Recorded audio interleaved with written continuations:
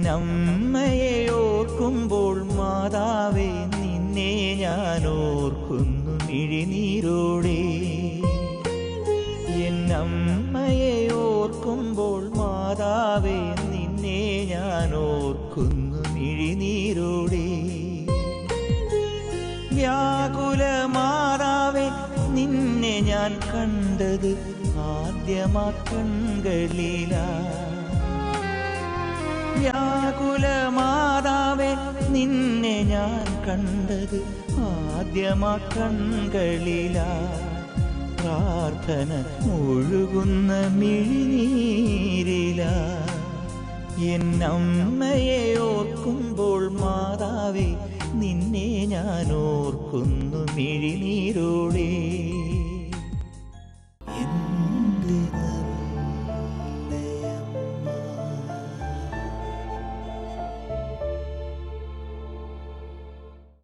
എൻ്റെ ജീവിതത്തിലെ മാതാവിൻ്റെ വലിയ സംരക്ഷണം എൻ്റെ കൂടെ ഉണ്ടായിരുന്നു. എൻ്റെ ചെറുപ്പത്തിലെ 6 മാസമുള്ളപ്പോൾ എൻ്റെ അമ്മയ്ക്ക് വലിവിൻ്റെ ഒരു അസുഖം തുടങ്ങി.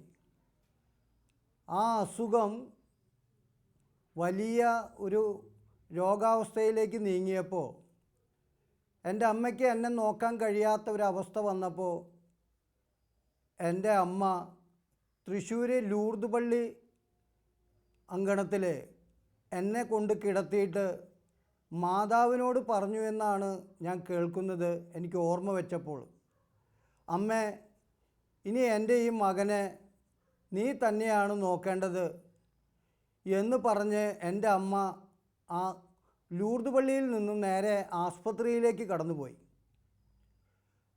അങ്ങനെ ആസ്പത്രി ജീവിതവുമായി 5 വർഷത്തോളം അമ്മ കഴിഞ്ഞു.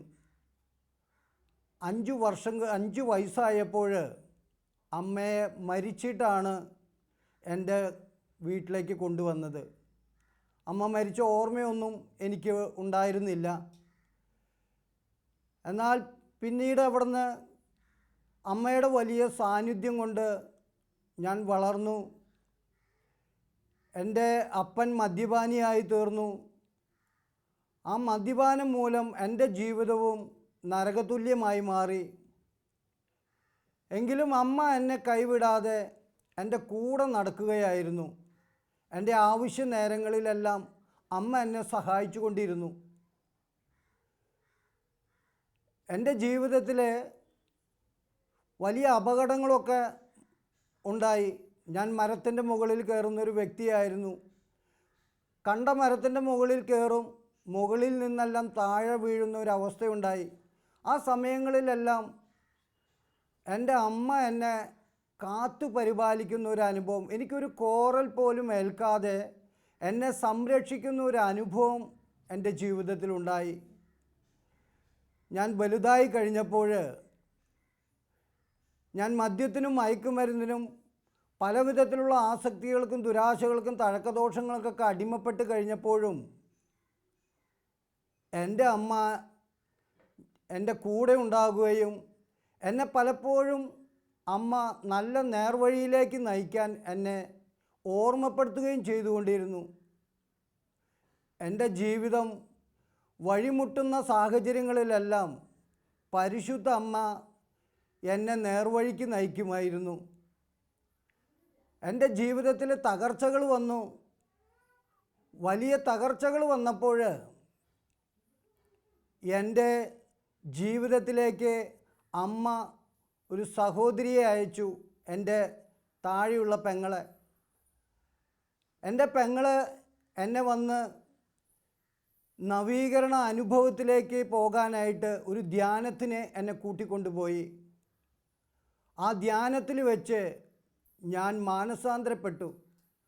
ആ നിമിഷങ്ങളിലെല്ലാം എൻ്റെ ഭാര്യ എനിക്ക് വേണ്ടി ജപമാല ചൊല്ലി പ്രാർത്ഥിക്കുന്നവളായിരുന്നു.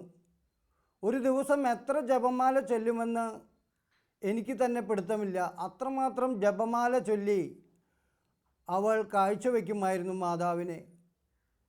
മാതാവ് ഇടപെട്ടു. ഞാൻ മാനസാന്തര അനുഭവത്തിലേക്ക് കടന്നു വന്നു.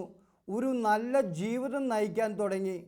എൻ്റെ ജീവിതത്തിലെ വലിയ തകർച്ചകളൊക്കെ മാറുവാൻ തുടങ്ങി. ഞാൻ വലിയ സാമ്പത്തിക ബുദ്ധിമുട്ടുകളിൽ അകപ്പെട്ടപ്പോൾ ആ സാമ്പത്തിക ബുദ്ധിമുട്ടിൽ നിന്നും കരകയറുവാൻ എൻ്റെ ആ ജപമാല ചൊല്ലിയുള്ള പ്രാർത്ഥന എന്നെ വഴി നടത്തി. ഞാനും ഭാര്യയും മുട്ടുകുത്തി പ്രാർത്ഥിക്കും, ജപമാലകൾ ചൊല്ലി കാഴ്ചവെക്കും. എൻ്റെ തകർച്ചയിലേക്ക് കർത്താവ് ഒരു വലിയ സംരക്ഷണം നൽകി മാതാവിലൂടെ അനുഗ്രഹിച്ചു. ഞാനിപ്പോൾ വിശ്വസിക്കുകയാണ്, എൻ്റെ മാതാവാണ് എന്നെ രക്ഷയിലേക്ക് നയിച്ചത്. എനിക്ക് ആവശ്യ നേരത്ത് എന്നെ സഹായിക്കുവാനായിട്ട് എൻ്റെ സഹോദരി എൻ്റെ വീട്ടിലേക്ക് അയച്ചതെന്ന് ഞാൻ വിശ്വസിക്കുകയാണ്. മാതാവാണ് പറഞ്ഞയച്ചത്. കാരണം ഞാൻ മരണത്തെ മുന്നിൽ കണ്ടുകൊണ്ട് 4,70,000 രൂപ കടബാധ്യത വന്നപ്പോൾ ഇനി എങ്ങനെ മുന്നോട്ട് പോകും, ജീവിതം വഴിമുട്ടി നിൽക്കുമ്പോൾ ഞാൻ കിടന്നുകൊണ്ട് ചിന്തിച്ചു, നാളെ രാവിലെ റെയിലിൽ തലവെച്ച് മരിക്കണം എന്ന ചിന്തയോട് കൂടിയാണ് ഞാൻ കിടന്നത്. എന്നാൽ ആ സമയത്താണ് എൻ്റെ പെങ്ങൾ എൻ്റെ കുടുംബത്തിൽ വന്ന് എന്നെ നവീകരണ അനുഭവത്തിലേക്ക് എന്നെ കൈപിടിച്ചുയർത്തിയത്. അതുകൊണ്ട് തന്നെ ഞാനിന്ന് ഈ ജീവിതം നയിച്ചുകൊണ്ട് മുന്നോട്ട് പോകുന്നു.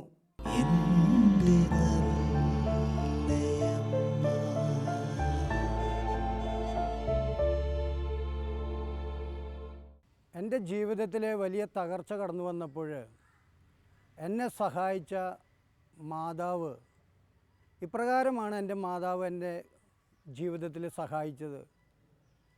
എൻ്റെ പീഡിയയിൽ 100 ചെറുനാരങ്ങ ഒരു വ്യക്തി മറന്നു വെച്ച് പോയി. ആ 100 ചെറുനാരങ്ങ 3 ദിവസം ആ വ്യക്തിയെ കാത്ത് ഞാൻ നോക്കിയിരുന്നു. ആ വ്യക്തി വരാതെ ആയപ്പോൾ ആ 100 ചെറുനാരങ്ങയും കൊണ്ട് ഞാൻ വീട്ടിൽ കടന്നു വന്നു. വീട്ടിൽ വന്ന് ഭാര്യയോട് പറഞ്ഞു, നീ ഈ ചെറുനാരങ്ങ അച്ചാറിട്ടോളാൻ പറഞ്ഞു. ചെറുനാരങ്ങ അച്ചാറിടാനായിട്ട് ജപമാല ചൊല്ലി ഞങ്ങൾ പ്രാർത്ഥിച്ച് അച്ചാറിട്ടു. ആ അച്ചാർ ഇട്ട് കഴിഞ്ഞപ്പോൾ അത് വളരെ അധികം ഉണ്ടെന്ന് കണ്ടപ്പോൾ, ഇത്രയും അധികം അച്ചാർ എന്തിനാണ് നമുക്ക് എന്ന് എൻ്റെ ഭാര്യ ചോദിച്ചു. അപ്പം ഞാൻ പറഞ്ഞു, എല്ലാവർക്കും കുറേശ്ശെ കൊടുത്തു. ആ വീടിൻ്റെ അടുത്തുള്ള എല്ലാ വീട്ടുകാർക്കും കുറേശ്ശെ അച്ചാർ കൊടുത്തു. അച്ചാർ കൊടുത്തു കഴിഞ്ഞ് 2-3 ദിവസം കഴിഞ്ഞപ്പോൾ ഈ അച്ചാർ കഴിച്ചവരെല്ലാവരും തിരിച്ചു വന്ന് വീണ്ടും അച്ചാർ ചോദിക്കുന്ന ഒരു അനുഭവം ഉണ്ടായി. അപ്പോൾ ഭാര്യ എന്നോട് ചോദിച്ചു, എന്താ വേണ്ടത്, നമ്മൾ അച്ചാർ ചോദിച്ച ആൾക്കാർ വരുന്നുണ്ടല്ലോ. അപ്പം ഞാൻ പറഞ്ഞു, നീ കാര്യം ചെയ്തോ, ഞാൻ 100 ചെറുനാരങ്ങ മേടിച്ചു കൊണ്ടുവരാം, അത് അച്ചാറിട്ടോളാൻ പറഞ്ഞു. ഞങ്ങൾ അച്ചാറിടുമ്പോൾ അമ്മയെ ധ്യാനിച്ചുകൊണ്ട് ജപമാല ചൊല്ലി അച്ചാറിടാൻ തുടങ്ങി. ആ അച്ചാറിൽ പരിശുദ്ധാത്മാവ് അടയിരുന്നു. അച്ചാർ കഴിക്കുന്നവർക്ക് മുഴുവൻ അത് വലിയ താല്പര്യമായിട്ട് മാറി. അച്ചാർ കഴിച്ചവർ അപ്പുറത്തുള്ളവരോടൊക്കെ പറഞ്ഞ് കച്ചവടം വർദ്ധിക്കാൻ തുടങ്ങി. ആളുകൾ വരാൻ തുടങ്ങി. അങ്ങനെ 5 കിലോ ദിവസം വെച്ച് പോകുന്ന അച്ചാർ വിൽക്കുന്ന ഒരു വ്യക്തിയായിട്ട് മാറി. അങ്ങനെ ഏതാനും മാസങ്ങൾ കഴിഞ്ഞപ്പോൾ ആ ഒരു കമ്പനിയായി വളർന്നു. ആ കമ്പനി വളരെയധികം എൻ്റെ സാമ്പത്തിക ബുദ്ധിമുട്ടുകളെ തരണം ചെയ്യാനായിട്ട് കൃപ നൽകി. എൻ്റെ മാതാവാണ് അതിനിടയാക്കിയത്. എത്രയോ കിലോ കണക്കിന് അച്ചാർ വിൽക്കുന്ന ഒരു വ്യക്തിയായിട്ട് എന്നെ കർത്താവ് മാറ്റി. ആ ശുശ്രൂഷകൾ ചെയ്തുകൊണ്ടിരിക്കുമ്പോൾ തന്നെയാണ് ഈ ബിസിനസ് എല്ലാം ചെയ്തുകൊണ്ടിരുന്നത്. ദൈവശബ്ദം കൺവെൻഷനൊക്കെ ആ ദിവസങ്ങളിൽ രൂപപ്പെടുമ്പോഴും ഒന്നിനും ഒരു തടസ്സമില്ലാതെ ബിസിനസ് മുന്നോട്ട് കൊണ്ടുപോകാൻ മാതാവ് എനിക്ക് കൃപ നൽകി. അങ്ങനെ മാസങ്ങൾ കടന്നുപോയി. ഒരു 500 കിലോ, ഒരാഴ്ചയിൽ 500 കിലോ അച്ചാർ വിൽക്കുന്ന ഒരു കമ്പനിയായിട്ട് കർത്താവ് ആ അച്ചാർ കമ്പനിയെ മാറ്റി. പരിശുദ്ധ അമ്മ എല്ലാ മേഖലകളിലും എന്നെ സഹായിച്ചുകൊണ്ടിരുന്നു. അമ്മയുടെ വലിയ സാന്നിധ്യമാണ് എൻ്റെ സാമ്പത്തിക ബുദ്ധിമുട്ടുകളെ മാറ്റാനായിട്ട് ഇടയാക്കിയത്. ആ കാലഘട്ടങ്ങളിൽ ഞാനും ഭാര്യയും ജപമാല ചൊല്ലി എന്നും പ്രാർത്ഥിക്കും. പരിശുദ്ധാത്മാവെ, ഞങ്ങളുടെ ജീവിതത്തിൽ ഇടപെടുന്നതിന് വേണ്ടി അമ്മേ ഞങ്ങൾക്ക് വേണ്ടി പ്രാർത്ഥിക്കണമേ എന്ന് അമ്മയോട് നിരന്തരം പ്രാർത്ഥിച്ചുകൊണ്ടിരിക്കും. ഞാൻ 250 രൂപ വാടകയ്ക്ക് താമസിക്കുന്നൊരു വ്യക്തിയായിരുന്നു. എന്നാൽ അമ്മ ഇടപെട്ട് ഒരു വീട് വാങ്ങാനുള്ള സാമ്പത്തികമായിട്ടുള്ള കൃപ കർത്താവ് ഞങ്ങൾക്ക് നൽകി. ഈ അച്ചാർ കമ്പനിയിലൂടെ സാമ്പത്തികമായിട്ട് വലിയ കുഴപ്പമൊന്നും ഇല്ലാത്ത സമയം വന്നപ്പോൾ ആ അച്ചാർ കമ്പനി നിർത്തുവാനായിട്ട് ഞങ്ങളോട് പരിശുദ്ധാത്മാവ് പറയുന്നത് പോലെ തോന്നിച്ചു. പരിശുദ്ധാത്മാവിൻ്റെ ആ പ്രേരണ അനുസരിച്ച് അച്ചാർ കമ്പനി ഞാൻ പെട്ടെന്ന് തന്നെ നിർത്തി. ആ നിർത്തിയപ്പോൾ 500 കിലോ ആഴ്ചയിൽ അച്ചാർ വെക്കുന്ന ഒരു വ്യക്തിയായിട്ട് മാറിയിരുന്നു. എന്നാൽ കർത്താവ് പറഞ്ഞപ്പോൾ, അമ്മ ഞങ്ങളോട് പറഞ്ഞപ്പോൾ ആ കമ്പനി അപ്പം തന്നെ നിർത്തി. എങ്കിലും ഞങ്ങൾക്ക് യാതൊരു വിധത്തിലുള്ള കുറവുകളുമില്ലാതെ പരിശുദ്ധമ്മ ഞങ്ങളെ കാത്തു പരിപാലിച്ചു കൊണ്ടിരുന്നു.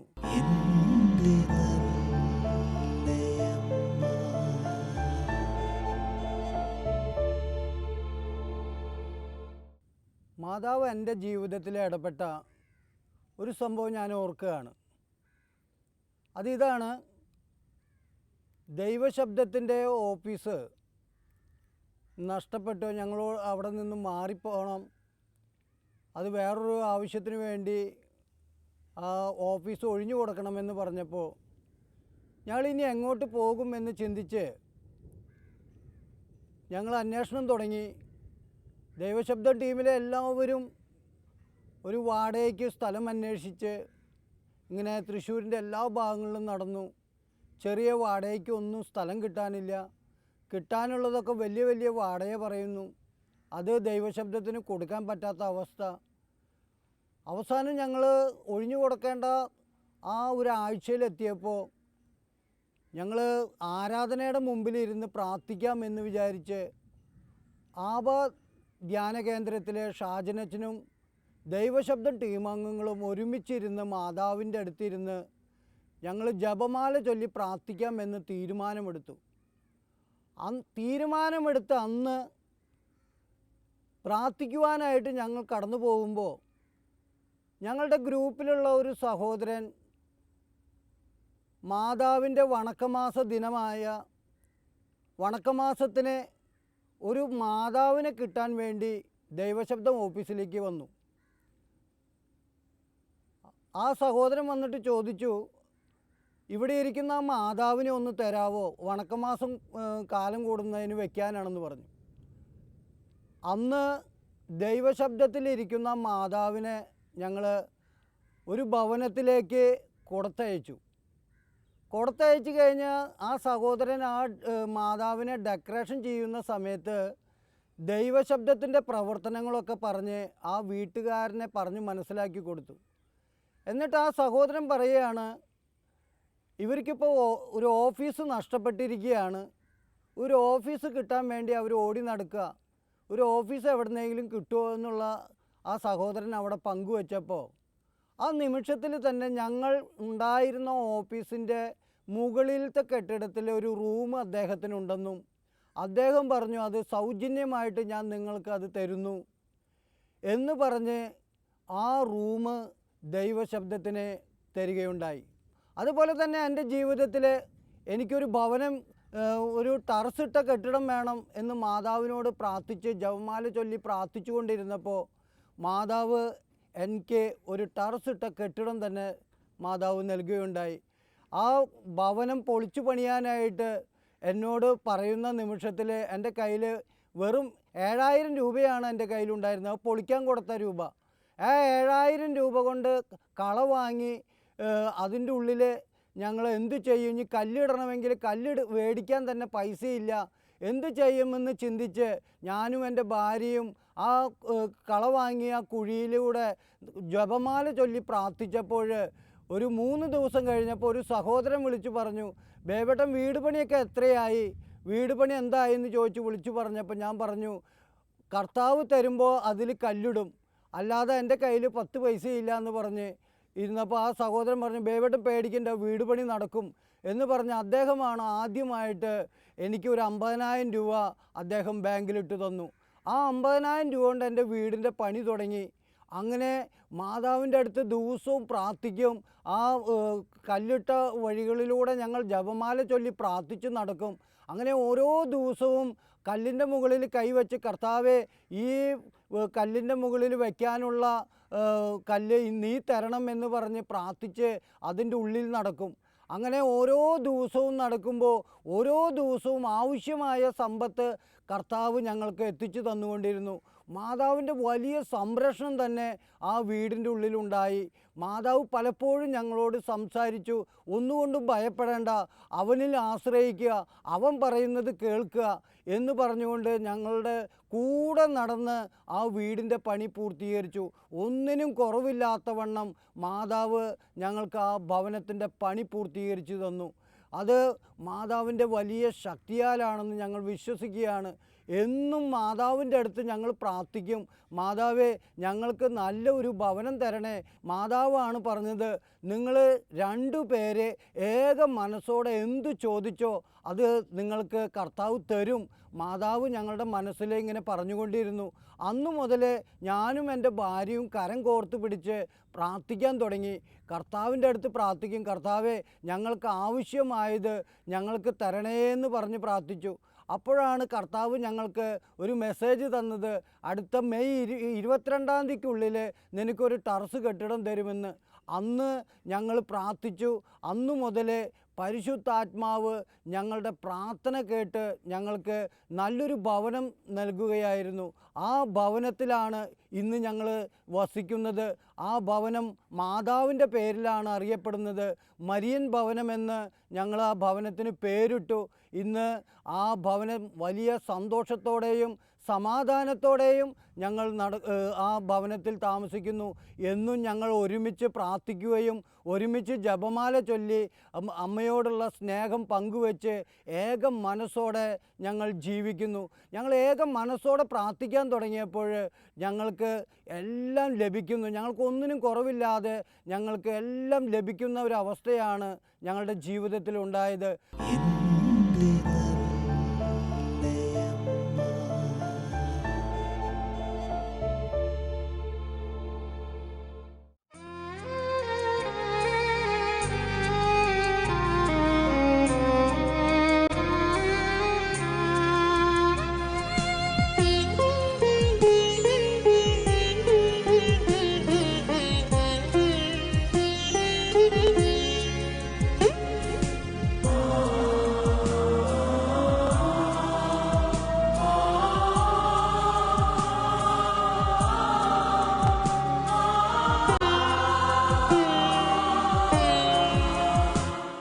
എന്നമ്മയെ ഓർക്കുമ്പോൾ മാതാവേ, നിന്നെ ഞാൻ ഓർക്കുന്നു മിഴിനീരോടെ. എന്നമ്മയെ ഓർക്കുമ്പോൾ മാതാവേ, നിന്നെ ഞാൻ ഓർക്കുന്നു മിഴിനീരോടെ. വ്യാകുല മാതാവേ, നിന്നെ ഞാൻ കണ്ടത് ആദ്യമാ കൺകളിലാ. വ്യാകുല മാതാവേ, നിന്നെ ഞാൻ കണ്ടത് ആദ്യമാ കൺകളിലാ. പ്രാർത്ഥന ഒഴുകുന്ന മിഴിനീരിലാ. എന്നമ്മയെ ഓർക്കുമ്പോൾ മാതാവേ, നിന്നെ ഞാൻ ഓർക്കുന്നു മിഴിനീരോടെ.